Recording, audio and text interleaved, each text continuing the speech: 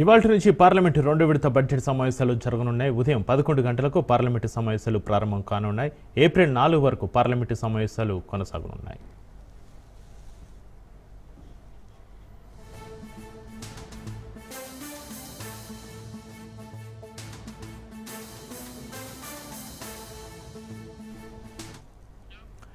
ఫిబ్రవరి 13 నుంచి మణిపూర్ రాష్ట్రపతి పాలనలో ఉంది. రేపు మణిపూర్ బడ్జెట్ను ప్రవేశపెట్టే అవకాశం ఉన్నట్టుగా తెలుస్తుంది. మలి విడత బడ్జెట్ సమావేశంలో లోక్సభలో కీలక బిల్లులను కేంద్ర ప్రభుత్వం ప్రవేశపెట్టనుంది. కేంద్ర మంత్రి నిర్మలా సీతారామన్ బడ్జెట్ను ప్రవేశపెట్టనున్నట్లుగా తెలుస్తోంది.